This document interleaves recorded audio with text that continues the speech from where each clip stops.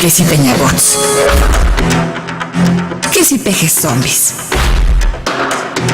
que si el yunque. Que no te confundan. Conoce desde lo más básico hasta lo más complejo del entramado político en México. La política, desde una perspectiva joven, actual y objetiva. Pico presenta Política 101, los básicos de la política mexicana, con Abigail Martínez. La política es el arte de impedir que la gente se meta en lo que sí le importa. Esta frase es de Marco Almazán y hoy es más atinada que nunca. Bienvenidos y bienvenidas a Política 101, un espacio hecho para que los jóvenes empecemos a interesarnos en lo que sí nos importa, la política mexicana. La política forma parte de nuestras vidas y aunque la ignoremos nos afecta. Nosotros tenemos que estar muy conscientes de que la política no hay que ignorarla, hay que entenderla. Y por eso te invito a que hoy nos acompañes en este programa, a que nos adentremos a este mundo, a que conozcamos a esta especie que todos queremos pensar que son marcianos, los políticos, para que más allá de solo pitorrearnos y hacer memes de ellos, entendamos quiénes son, qué quieren, por qué es importante saber qué es lo que buscan, cómo interactúan con nosotros los ciudadanos y todo lo que tengamos que hacer para que nuestro país mejore y tengamos pues una nación de la que estemos orgullosas, en la que podamos vivir bien, en paz, seguros, que tengamos oportunidades y que pues seamos felices al final del día. Eso es lo que todos queremos ser. Entonces, por eso es que creamos este nuevo espacio. Tenemos que tener muy presente que la política influye en nuestras vidas.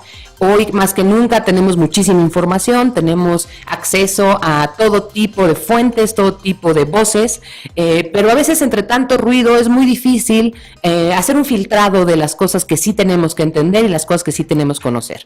En Política 101 queremos justamente darte eso, darte atajos a la información, un espacio en el que te permita estar muy bien enterado de lo que pasa en nuestro país, que entiendas cuáles son estas dinámicas, qué es lo que los políticos quieren que sepas y qué es lo que no quieren que sepas, y que tengas unas herramientas para pues conocer más y tomar mejores decisiones. Y sobre todo, más que nada, queremos que este espacio se vuelva una herramienta para que tú también te involucres más en la política, que seamos mejores ciudadanos y de verdad podamos cambiar este país que tenemos. Y hoy queremos hacer un inicio con este ejercicio, empezando por la parte más básica de todo esto, los partidos políticos. ¿Quiénes son los partidos políticos? ¿Por qué importan? ¿Quiénes los forman? ¿De dónde salieron? ¿Cómo llegamos aquí? ¿No? Hoy estamos empezando pues un régimen nuevo a través de una elección que fue muy contundente hace ya casi un mes. Vamos a entrar a una nueva etapa de la política mexicana y para poder ver hacia adelante y entender qué es lo que se nos viene, es muy importante también echar un ojito hacia atrás y entender de dónde salieron estas instituciones y qué es lo que podemos esperar de ellas. Entonces, te invito a que por un ratito nos bajemos de nuestro pedestal ciudadano, nos echemos un clavado en esta turbia alberca en la que a lo mejor vamos a tener que entender muy bien quiénes son los partidos, los políticos, los legisladores, los gobernantes y darle todas estas respuesta a todas estas preguntas que a veces nos surgen en la cabeza, ¿no? ¿Cuál es la mano que mece la cuna? ¿Todavía hay cuna? ¿O quién se robó la cuna? ¿No? Entonces, vamos a empezar en este momento. Conforme crecimos, nuestros papás siempre nos decían que en la mesa no podemos hablar ni de sexo, ni de religión, ni de política. Para hablar de sexo hoy tienes Tinder, para hablar de religión puedes ir a misa los domingos, y para hablar de política hoy tienes Política 101. Comenzamos.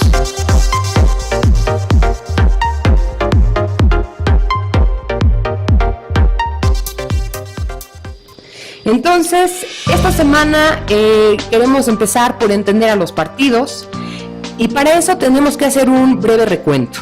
No sé si ustedes tengan a la mano sus libros de historia, les den una desempolvada de vez en cuando, pero es muy importante tener claro que la política de este siglo no se entiende si no entendemos la política del siglo pasado.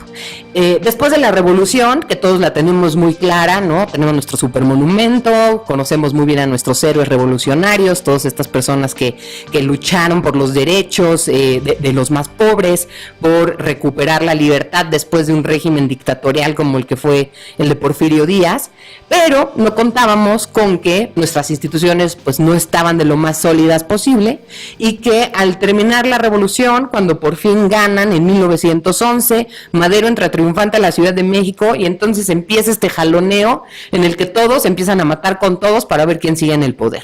Y básicamente esa historia nos duró pues la mejor parte de este siglo, desde 1911 más o menos como hasta 1929, cuando ya empieza a haber como visos de institucionalización en los cambios de presidente, y ya formalmente cuando se instituye el primer partido político que tenemos en México de forma oficial, por ahí de 1938. Entonces, pues de entrada la matazón empezó muy temprano, ¿no? A Madero lo mata a Huerta lo mata a Carranza también lo matan Adolfo de la Huerta para que llegue Álvaro Obregón a la presidencia.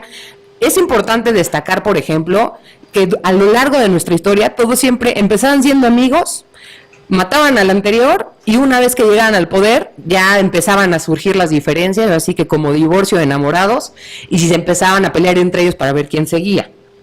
Esto funciona así básicamente hasta que llega Plutarco Elías Calles y él empieza a institucionalizar pues la llegada de nuevos presidentes que en realidad pues nada más son títeres que él maneja, y a ese periodo pues lo conocemos como el maximato, ¿no? Cuando hay un montón de presidentes que en realidad nada más son una fachada y que Plutarco Elías Calles desde atrás está moviendo los hilos. De hecho, el Plutarco Elías Calles, para hacer esto, crea el Partido Nacional Revolucionario, que es como el bisabuelo del PRI, y en este ejercicio, pues es muy interesante porque desde su primer candidato, en los periódicos en ese entonces, la noticia era que el primer candidato nació chueco. ¿Por qué? Porque Aaron Sáenz era un político muy colocado, muy posicionado, que ubicaba muy bien a todos los miembros del movimiento de Calles, a toda la estructura. Él tenía intención de ser presidente, pero Calles dice, y termina siendo Pascual Ortiz Rubio después de unos movimientos que él hace ahí. Entonces, después de un periodo como 4 o 5 presidentes que forman parte del maximato, llega el famosísimo Lázaro Cárdenas. En 1938, él, además de la expropiación petrolera y todas estas grandes acciones del nacionalismo revolucionario que impulsa, él le cambia el nombre del partido y crea el Partido de la Revolución Mexicana, que vendría siendo pues como el papá del PRI. Este partido en particular lo estructura muy similarmente a lo que ya conocemos hoy como el PRI, un partido de sectores donde básicamente hay 4 grandes grupos que lo conforman: el obrero, el campesino, la burocracia y el ejército. Entonces toda la gente que quiere participar dentro de la política tiene que hacerlo dentro de este partido y en alguno de sus sectores, afiliándote directamente. No hay otra forma de acceder a partidos, a lugares de poder, posiciones de poder, si no es a través de este partido. Y entonces, justamente cuando se da este cambio, empieza a surgir un movimiento de oposición. En 1939 surge lo que hoy conocemos como el PAN. El PAN originalmente pues buscaba hacer la oposición al partido único, pues porque ya llevaban casi 40 años de pues pasarse el poder casi en filita, y Gómez Morín es el que crea este partido. Obviamente pues al partido hegemónico no le parece bien, y abanderándose de estos ideales revolucionarios de izquierda, de los derechos de los pueblos, acusan al PAN de ser de derecha y de preocuparse nada más por los beneficios de una élite, ¿no? Entonces, desde que nace con esa cruz, y poco a poco se va desarrollando el PAN en paralelo al PRI. Obviamente, aunque lo crean en 1939, pasan casi 50 años antes de que pueda acceder a una verdadera victoria electoral a nivel gubernaturas. Siempre tuvo un par de diputados, porque pues sí le daban ciertos espacios para que no pues la gente pensara que era una absoluta dictadura, pero en realidad pues los cotos de poder verdadero los empiezan a ganar hasta los 70. Entonces, el PRI sigue funcionando de esta forma, sectorial.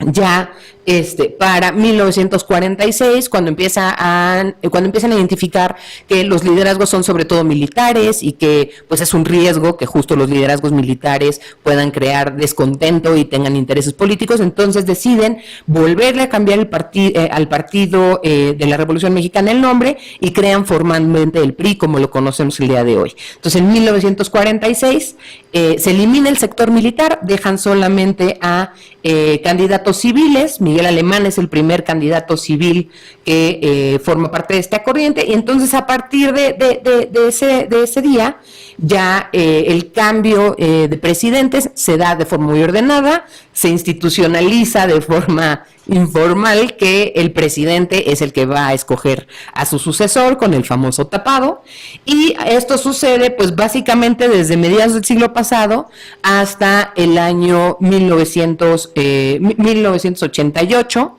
cuando pues Lázaro Cárdenas, el hijo de Lázaro Cárdenas, el que fue el quien orquestó la expropiación petrolera, pues también creció en el seno del PRI. Él era el candidato natural para la elección de 1988, pero el presidente de la Madrid decide elegir a Carlos Salinas de Gortari, y con eso llega la primera decisión más importante del PRI. Lázaro Cárdenas junto con Porfirio Muñoz Ledo, que seguro son nombres que conocen muy bien, que son unos viejitos que salen ahí en la tele de repente quejándose del PRI, el PRIAN, etcétera. Ellos dos se salen del PRI, crean el PRD, y con eso surge el tercer partido más importante del país que tuvimos hacia el final del siglo pasado. Entonces, de ahí surgen estos tres partidos que hoy conocemos y que hoy, pues también ya se dio la siguiente gran revolución dentro del esquema partidista, porque pues dentro del PRD, como ustedes seguramente ya conocen, surge la candidatura de Andrés Manuel López Obrador, quien se vuelve pues un líder que logra arrastrar a muchas personas hacia el partido, que logra darle pues un nivel más de visibilidad al PRD, que había tenido un pico con Lázaro Cárdenas, pero que después de la derrota del 88 por fraude que la gente acusa sucedido en ese entonces, se fue desdibujando hasta la llegada de Andrés Manuel. Él intenta ser presidente en dos ocasiones, en el 2000 y en el 2006 y en el 2012, y como estos ejercicios no son fructíferos, pues empieza a haber divisiones dentro del PRD, y Andrés Manuel decide armar su propio movimiento, al cual llama acertadamente, y ante el desencanto que trae la gente con los partidos políticos y el concepto de un partido, crea el Movimiento de Regeneración Nacional, lo que hoy conocemos como Morena, que a través de la última elección se volvió pues uno de los actores más importantes que ha habido en términos de hegemonía política en nuestro país. No habíamos visto una victoria de esta dimensión desde que estábamos en el esquema del partido hegemónico, cuando el PRI controlaba todo, cuando el presidente era la voz mandante y cantante. Durante los últimos años habíamos tenido pues un legislativo dividido. De hecho, Ernesto Zedillo es el primer presidente que preside la nación sin tener una mayoría en el Congreso, y eso ya se había vuelto la regla, no la excepción. Con la elección del 2 de julio arranca una nueva etapa, y por eso hoy queremos platicar con todos ustedes sobre cómo están los partidos hoy, qué es lo que sigue para los partidos en México, quiénes son los actores clave dentro de estos partidos, y eso lo vamos a platicar en unos momentos más en nuestra siguiente sección, una vez que regresemos de esta pausa. Es momento de una pausa. En breve continuamos.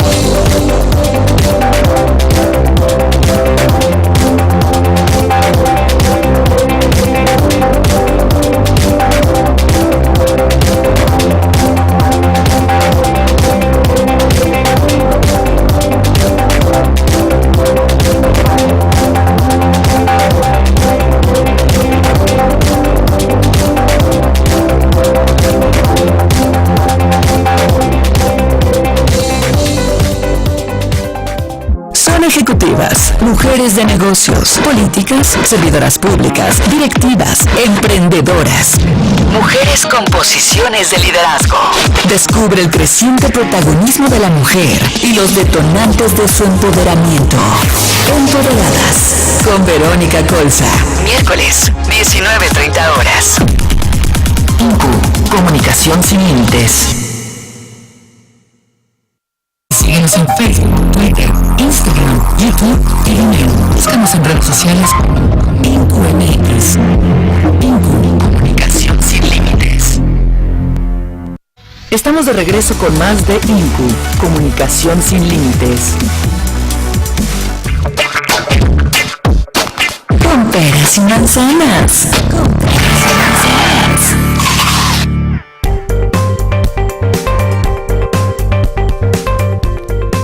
Bueno, pues estamos de regreso en esta que va a ser una muy gustada sección llamada Con peras y manzanas para poder platicar de este tema. Hoy tengo un invitado muy especial. Él es Manuel Toral. Manuel Toral es politólogo e internacionalista del CIDE y es maestro en políticas públicas por la Universidad de Chicago. Actualmente es especialista de datos en la investigación aplicada de mexicanos contra la corrupción y la impunidad. Manuel es un invitado de lujo, sus opiniones son a nombre personal y no de la institución Mexicanos contra la Corrupción y la Impunidad, pero estamos muy contentos de tenerte aquí, bienvenido. Muchas gracias. Manuel, cuéntanos, ¿cuál es tu panorama sobre los partidos políticos en México? ¿Qué es lo que podemos esperar durante los próximos años de nuestros partidos y de la distribución de poder entre ellos? Pues creo que simplemente el sistema de partidos que conocíamos ya no existe. El partido en el cual crecieron nuestros padres, el sistema de partidos en el cual crecieron nuestros padres, en el cual había una clara definición entre izquierdas y derechas, entre ciertas políticas, ciertos valores, digamos, una contraposición entre el Partido Acción Nacional, el Partido de la Revolución Democrática y en medio el PRI, este partido camaleónico que podía conjuntar y procesar todas las opiniones posibles a cambio de una posición de poder. Ese equilibrio que existía, o sea, ese equilibrio que los politólogos de entonces calificaban como la concertación, una serie de decisiones racionales que los partidos tomaban para preservarse en el poder, pues simplemente ya no existe. O sea, la idea de que Andrés Manuel llegó y ocupó espacios que nunca se pensaban, ocupó espacios en el norte del país, o sea, resulta no solo un cambio geográfico, sino también resulta también un cambio en el orden y en la estructura y cómo los poderes y los pesos y contrapesos en nuestro país funcionan. ¿Y tú qué opinas? Viendo un poquito la magnitud de esta victoria, o sea, el 2 de julio Andrés Manuel arrasó. Ganó en absolutamente todos los estados, excepto Guanajuato, que fue el único donde ganó Ricardo Anaya. El PRI no gana, bueno, ni la casilla donde vive Mid. De verdad una derrota pues apabullante, como no se había visto ni siquiera en los tiempos de Madrazo, que fue pues el golpe que más fuerte recibió el PRI en aquel año, en el 2000. Fue después. Pero pues, desde entonces no habíamos visto algo así y ahora vemos que Morena replica pues lo que antes eran las grandes victorias del PRI, ¿no? Una barrida en la presidencia, en los estados. De 9 estados creo que termina ganando 4, 5 si contamos a aliados y sumados y primos segundos. Gana las 2 cámaras, gana no solo la mayoría relativa, se queda muy cerquita de la mayoría absoluta, gana en muchísimos presidencias municipales, por ejemplo, presidencias municipales donde a veces hasta los candidatos habían renunciado, se había quedado una media boleta y aún así ganaban, aunque no hubiera candidato de Morena, un poquito en este efecto de arrastre de Andrés Manuel. ¿Por qué? ¿Qué podemos pensar de Morena? ¿Morena es un nuevo PRI? Es difícil decirlo porque el PRI, en cuanto, o sea, para responder a esa pregunta tendríamos que definir qué era el PRI, ¿no? Y el PRI es esta institución política que se construyó a partir de una amplia alianza para poder encontrar una solución entre los diferentes conflictos caciquiles de los líderes después de la revolución. Morena no surge de esa necesidad histórica de establecer un orden pacífico, o sea, asumimos que ese orden existe relativamente con todos los problemas que hay en México. Lo que sí es que si algo tienen en común es la creación de esta gran alianza entre muchos sectores que creemos que de manera natural o antes de esta elección creíamos completamente enfrentados, ¿no? El más claro ejemplo es la inclusión de un ala evangélica que siempre ha tenido posiciones de derecha, como el Partido Encuentro Social, y a su vez en el mismo seno encontrar a los líderes históricos de la izquierda. O sea, creo que eso sí tiene en común, la creación de una gran alianza entre muchos sectores, muchas ideologías, con el fin de alcanzar y conservar el poder.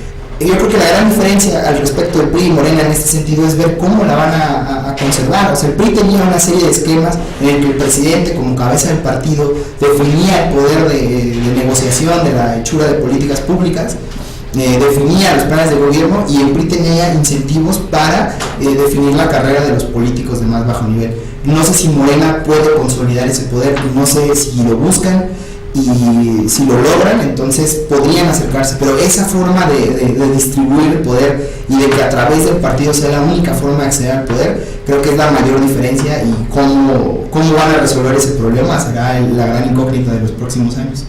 Bueno, en ciencia política nos enseñan en el curso número 1, nuestra política 101, que los partidos son grupos de interés que se organizan, que compiten y que su objetivo es ganar y mantener el poder, ¿no? Entonces, pues partiendo de esa premisa, uno pensaría que Morena tiene los mismos objetivos, ¿no? Y yo viendo un poquito el arreglo, cómo queda, y también lo que está pasando y el momento pues tan cómodo para Andrés Manuel para hacerlo, pues lo veo y pues sí me preocupa un poquito que esta disgregación del poder que tardamos pues un montón de tiempo, pues ahorita estaba haciendo el recuento, el PAN surge en el 39 y de ahí a que gana algo pues pasa medio siglo casi. Mi preocupación cuando yo veo esto es, vamos a regresar ahí a ese esquema donde una persona es la que junta a estos intereses, ¿no? Lo que tú decías ahorita, del partido, desde el partido evangélico hasta la izquierda más recalcitrante, y cómo van a funcionar, tomar decisiones sin que Espino y Gaby Cuevas brinquen o que tengan en descontento a Paco Ignacio Taibo, que es el otro lado del espectro, ¿no? Un líder de super izquierda, casi pegándole a socialista, y yo veo que el punto en común de este gran espectro es Andrés Manuel, y en ese sentido veo un presidencialismo pues como de antaño. ¿Tú qué opinas sobre el papel de Andrés Manuel en todo esto? ¿Va a ser un presidente como los presidentes priistas? ¿Él va a ser la única voz? ¿Todos se le van a cuadrar? ¿Cuánto tiempo crees que le dure esto? ¿Cuál es tu opinión al respecto?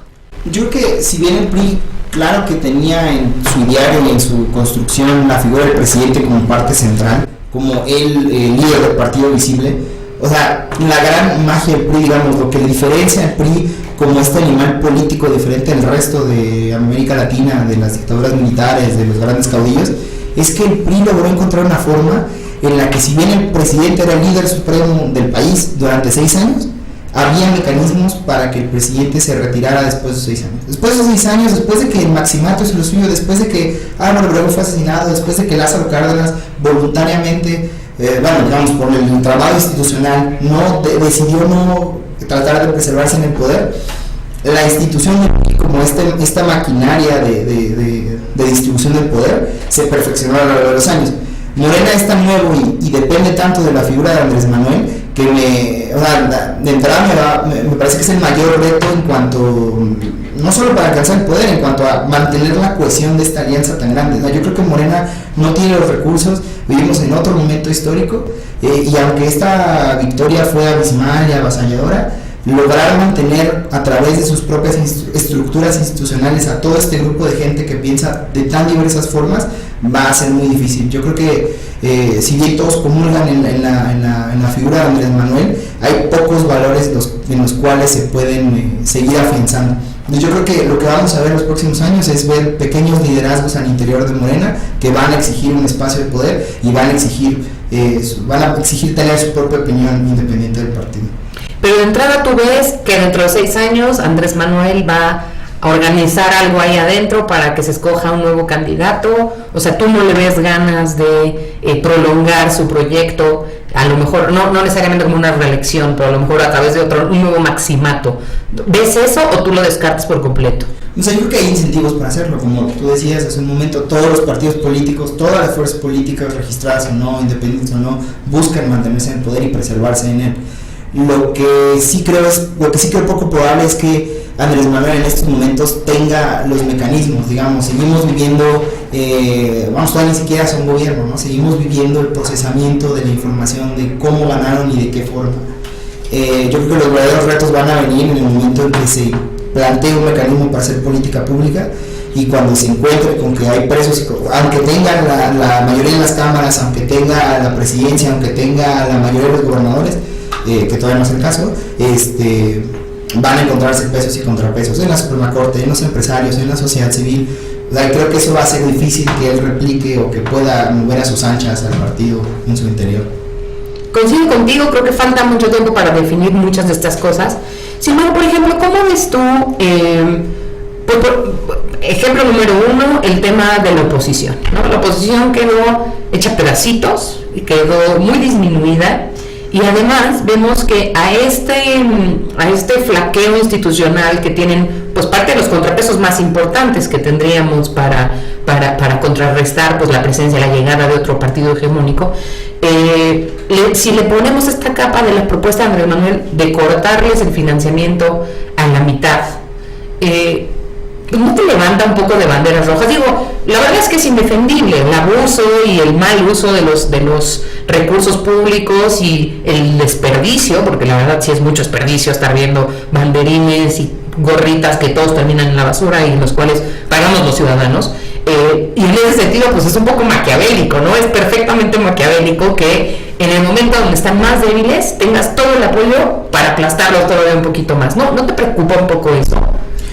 Sí me preocupa en términos de la existencia de ese tipo de oposiciones. Lo que no sé si sea erróneo de mi parte, pero yo tengo la esperanza de que la oposición se va a reencontrar. O sea, yo creo que Acción Nacional va a reencontrarse con esas raíces liberales que protegen el libre mercado, que protegen a la empresa, que buscan promover el desarrollo económico a través de la generación de empleos. O sea, yo creo que ese momento para la oposición es un momento para contrastarse con Andrés Manuel, Andrés Manuel ganó porque logró convencer al electorado de que era lo mismo, de que el PRIAN era un objeto único que podías intercambiar sin ningún problema. Y esta crítica que a Mesa le da, ¿no? Porque Barla desde el PRI, porque fue del PRI, porque tiene un montón de personajes que pertenecen a otras fuerzas políticas. Entonces, para mí la oposición, aún con los recursos recortados, yo creo que tiene la oportunidad de definirse como algo diferente y convencer a la gente. Yo creo que así nació Acción Nacional. Acción Nacional nació cuando Gómez Morín estableció esta alianza para poder combatir el autoritarismo, y creo que es la oportunidad que tienen estas fuerzas políticas para contrastarse y definirse y ser observadoras y ser críticas. En el caso de la sociedad civil, yo vivo en todos los días la generación de contenidos y de análisis para poder encontrar un contraste al poder, independientemente de quién sea. Y me parece que también es una oportunidad, porque justo este discurso en contra de la sociedad civil, fifí, digamos, entre comillas, es también una oportunidad para contrastarnos y para decir en qué somos diferentes y por qué somos diferentes. Les das ahorita al clavo algo súper importante, un poquito en esto que platicabas de los contrapesos dentro de la sociedad civil. ¿Tú cómo interpretas esto que estamos viendo en redes sociales, donde durante mucho tiempo se generó como este sentimiento de nosotros contra ellos, ¿no? Nosotros los ciudadanos contra ellos los políticos, como si fueran una raza aparte que nos trajeron de Marte a gobernarnos, y que imperó muchísimo tiempo en estas redes sociales, que de hecho le ayudó mucho a Andrés Manuel a construir este discurso que tú mencionas.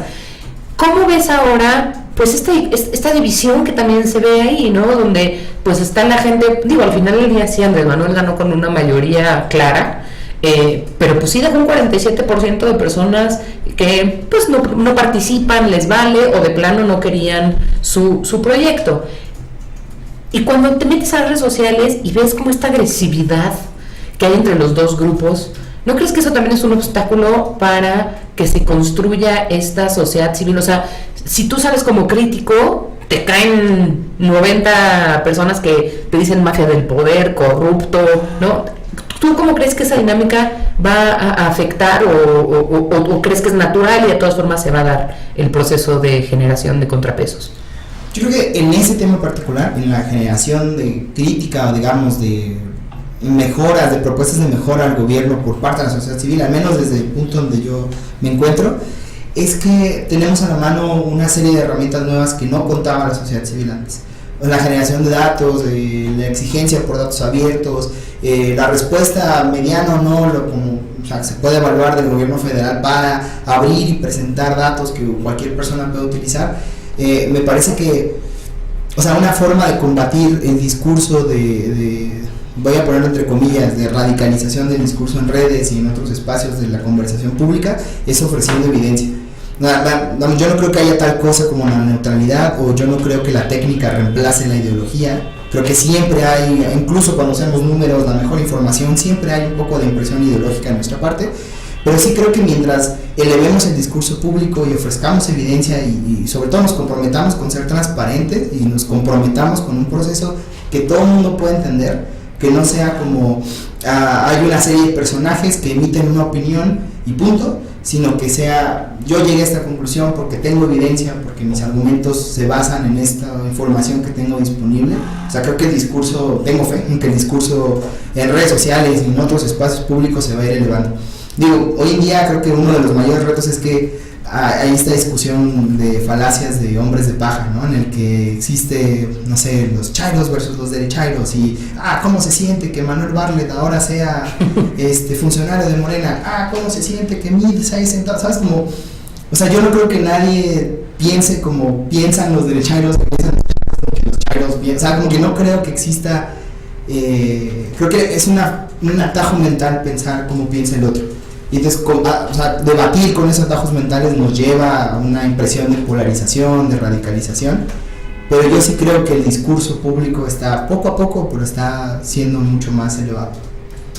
Muy bien. Y hace ratito tocabas un tema muy importante, la oposición. ¿Tú a quién ves en el PAN para que pueda tomar banderas y reconstruir eso que pues dejó muy mal Ricardo Anaya y Margarita Zavala y los corderistas y los calderonistas, los maderistas? ¿Cómo le ves? ¿Le ves pies o cabeza al PAN?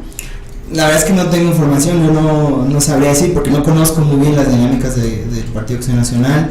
Pues hay algunos liderazgos que tampoco nos dan tanta confianza, ¿no? Como Moreno Valle o el grupo de los calderonistas. Yo no sé qué vaya a ocurrir, creo que por eso justo este es como el momento indicado para que ellas piensen en cómo van a presentarse al público los próximos años.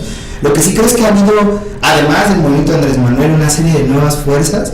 Por ejemplo, yo trabajé muchos años en el gobierno de Jalisco y allí el Movimiento Ciudadano, de la mano de Enrique Alfaro y de otros personajes como Clemente Castañeda, Verónica Delgadillo, hicieron una propuesta que contrastaba y que se volvió la propuesta, digamos, no completamente izquierda, una propuesta de centro-izquierda.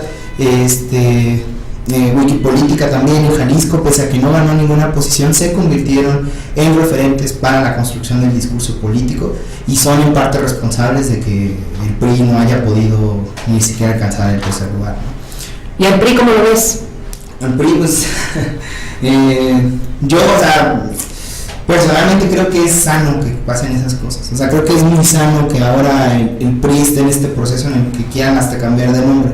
O sea, yo creo que una de las cosas que no pudo hacer José Antonio Meade o que no estuvo en sus planes fue diferenciarse del PRI. O sea, creo que gran parte de por qué el PRI quedó en tan mala posición es porque José Antonio Meade, el gran funcionario, el experimentado, el que no pertenecía a la estructura del partido, no pudo traducir ese discurso en su campaña. Es decir, creo que uno de sus primeros actos fue sentarse con los sectores, con la CNOP, con la CROM, o sea, sí, un viejo PRI, ¿no? Es como, o sea, yo creo que él hubiera sido mucho más exitoso si hubiera tomado una bandera de decir voy a renovar el PRI, aunque sea otra vez, aunque el discurso del nuevo PRI, basta ver la campaña de Peña Nieto para saber que Peña Nieto, podemos tener nuestra opinión de cómo ha sido como presidente, pero fue un extraordinario candidato y tradujo esa cosa pese a todo el background que teníamos contra el PRI.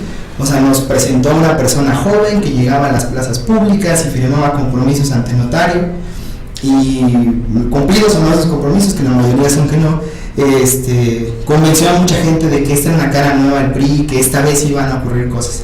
Y creo que eso le falló hacer a José Antonio Meade, explotar ese perfil diferente que tenía el resto de la estructura.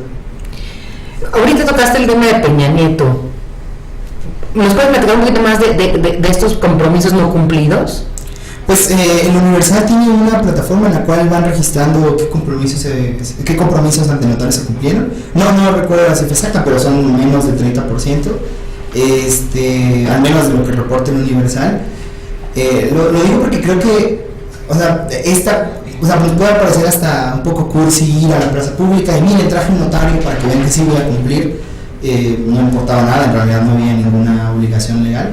Pero fue como Peña Nieto construyó su campaña de la misma forma que hizo Andrés Manuel, visitando la plaza pública, contactando con la gente, comprometiéndose a cosas concretas, hospitales, carreteras, no por nada su sexenio se basó en presumir obras todo el tiempo, ¿no? Mientras el de Calderón presumía, capturamos a tal líder, hicimos tal operativo, el de Peña Nieto casi nunca lo vimos en la tele. Lo que sí vimos fue se construyó esta nueva carretera, se construyó esta nueva presa, los eventos públicos masivos eran en la apertura de obra pública. Yo creo que él quiso presentarse como el reformador y como el nuevo constructor de la infraestructura mexicana.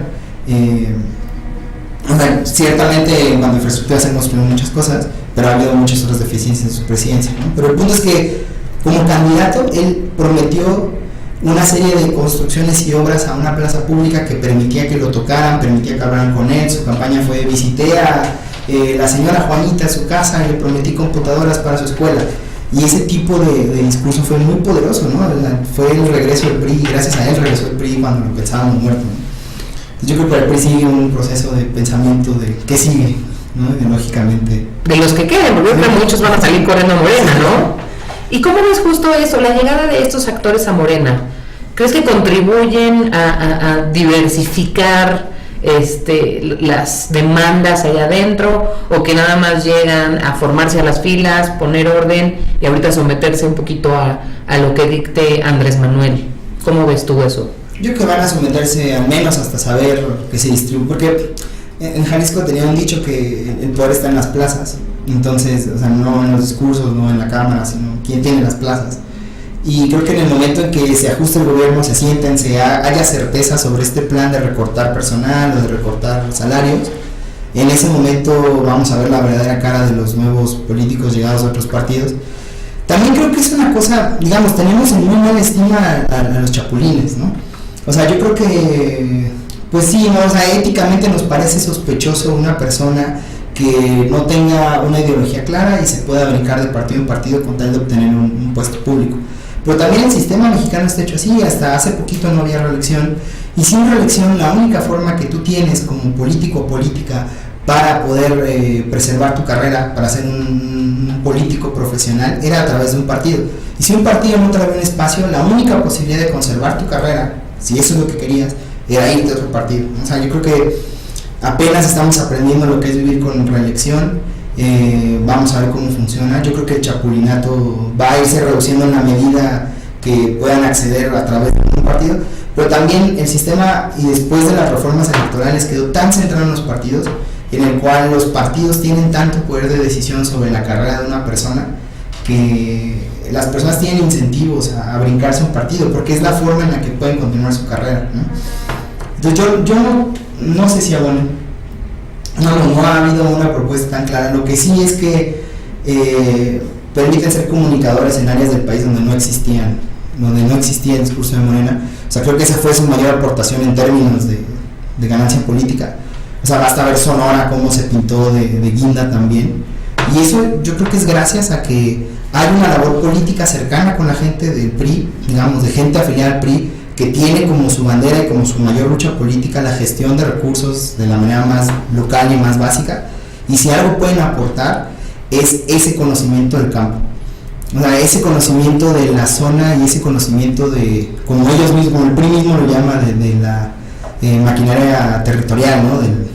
De cómo territorialmente el PRI solía ser el campeón en buscar casa por casa con tu vecina. Pues no se te hace que esa ya se la comieron. ¿Cuál? Esa estructura y esa expertise. El resultado que vimos ahorita no era una estructura de Morena. Yo creo que ya mucha de esta parte pues ya está ahí adentro, ya estuvo desde el proceso electoral. Abandonaron a Mid y ya encontraron un nuevo amo, ¿no crees? Sí, totalmente. Yo creo que estoy completamente de acuerdo. Creo que justo en términos de qué es lo que aporta de esos priistas de Morena, creo que es eso, el conocimiento territorial. digamos, puede que nos parezca éticamente sospechoso porque pues es el PRI y así es como ganaban, convenciendo a los más pobres, pero pues en realidad sí se necesita una estrategia territorial para poder comunicar ciertas ideas. ¿Y se puede hablar de un cambio, de una transformación verdadera con una proporción tan grande de los viejos actores allá adentro? Pues creo que no tanto como la esperaríamos muchos de los que votamos por Andrés Manuel. O sea, creo que lo que queríamos muchos era, sí, ver un cambio completo, pero también creo que sí existe otro esquema de comunicación, vamos, o sea, con el PRI esta cosa hermética, cerrada, donde casi no había mucho diálogo, y vemos que Morena no puede controlar todos los aspectos de su vida política, ¿no? Siempre, o sea, Andrés Manuel dice una declaración, Olga Sánchez Cordero dice otra, las bases de otra, y creo que si bien eso habla mal de la estructura y la forma en la que se cohesiona el partido, creo que habla bien de los espacios que hay para poder cuestionar el liderazgo de Andrés Manuel. O sea, veamos cómo sea en el gobierno, pero al menos desde esta limbo en el que estamos, en el que hay un consulado de 2 presidentes, que uno puede entrar, otro por salir, o sea, creo que son buenas señales. Creo que son malas señales, por ejemplo, que se comunique de manera tan parcial y tan oscura como el plan de los 50 puntos. O sea, creo que no abonan a una transformación verdadera, que nos den información incompleta, ¿no? Que nos den 50 puntos donde uno de ellos sea, todos los funcionarios van a ser amables con el público, ¿no? O sea, creo que hace falta, como lo decíamos hace un momento, evidencia y un trabajo de sentarse realmente a comunicar un plan específico, una serie de diagnósticos que nos puedan convencer, al menos desde mi posición, a los que consumimos datos y a los que queremos poder contribuir a la discusión, ¿no? O sea, creo que eso es lo que hace falta para que podamos hablar de, si no de una transformación, de la cuarta transformación, lo que sea, sí de cambios institucionales en algún aspecto. Ya para cerrar, una última pregunta. Dices que Enrique Peña más o menos cumplió como por ahí del 30 y tantos % de sus promesas. Es lo que me acuerdo. ¿No? Sí, bueno, como nada más tomando eso como referente general, ¿qué porcentaje crees tú que las promesas que ha hecho Andrés Manuel vaya a poder cumplir? Híjole, yo creo que el problema, antes de poder ver qué porcentaje de las promesas cumple, es que las defina bien. O sea, yo creo que a mí me da mucha esperanza la legalización de las drogas, especialmente de la legalización del cannabis, ¿no? Creo que es una industria que se tiene que atacar, creo que no vale la pena usar el sistema penitenciario para combatir ese tipo de problemas, incluso de salud. Me parece que la amnistía es una forma novedosa de ver y atacar el tema de la inseguridad, pero nos hace falta una definición. O sea, creo que una buena estrategia sería dejar la campaña y empezar a hacer cosas mucho más sofisticadas y empezar a decir, ok, esta amnistía va a funcionar de tal forma, va a afectar a tal persona. Olga Sánchez Cordero ha dado pistas y se permite ya, o sea, ya hay posibilidad de hablar al respecto de ciertos planes, pero en general creo que hace falta definición en las cosas, como una propuesta seria que esté más allá de los 50 puntos, que esté más allá de las columnas de opinión, que nos permite evaluar si de entrada las propuestas van a ser medibles, ¿no? Porque nos pueden decir, vamos a hacer que los funcionarios sean más amables o vamos a promover la honestidad republicana al interior de la administración pública. No hay forma de medir esas promesas, ¿no? Pero sí hay forma de medir qué tanto benefició la amnistía a la tasa de homicidios, por ejemplo, ¿no? O qué tanto benefició, o qué tantas personas fueron procesadas por temas de corrupción porque la fiscalía o el esquema de fiscalía que propone funciona, ¿no? Creo que eso sí hace falta para ver si podemos confiar en una verdadera transformación o no.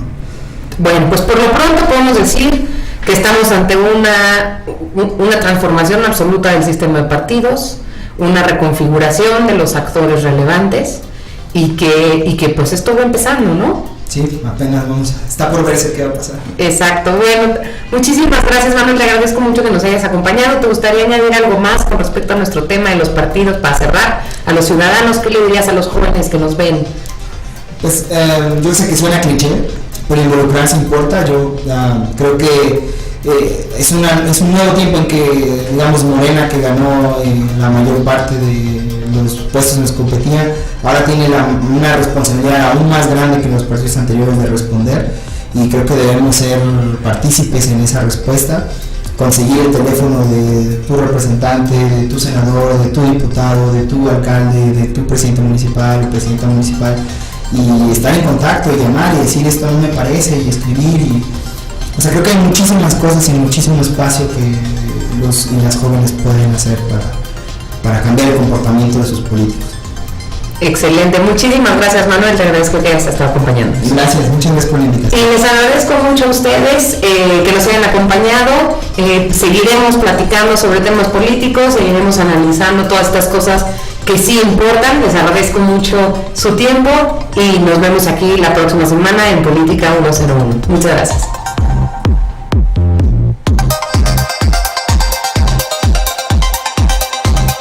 Logro desbloqueado. Ahora conoces más sobre la enmarañada política mexicana. Yo soy el de más edad. No eres el de más experiencia. Se desplomó sin haber logrado. Esto fue Política 101.